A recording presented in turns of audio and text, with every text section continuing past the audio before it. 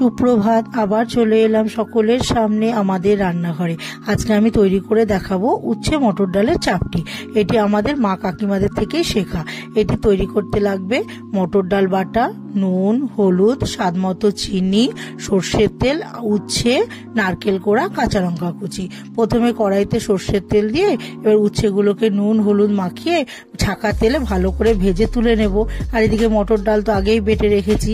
এবার ওই ডাল বাটাটার মধ্যে নারকেল কোড়া, কাঁচা লঙ্কা কুচি, নুন, হলুদ, স্বাদ মতো চিনি আর এই ভাজা উচ্ছেগুলোকে দিয়ে ভালো করে মাখিয়ে নেব। নিয়ে এবার চাটুর মধ্যে তেলটাকে দিয়ে, সর্ষের তেল দিয়ে এবার এই মাখাটাকে দিয়ে দেব। দিয়ে পুরো ভালো করে ছড়িয়ে দেব। এবার একটা পিঠ হয়ে গেলে কিছুক্ষণ পর আবার আরেকটা পিঠ উল্টে দেব। দিয়ে তাহলেই তৈরি হয়ে যাবে আমার চাপটি ভাজা। গরম ভাতের সাথে এটা পরিবেশন করবেন, খুব ভালো লাগবে, অপূর্ব লাগবে।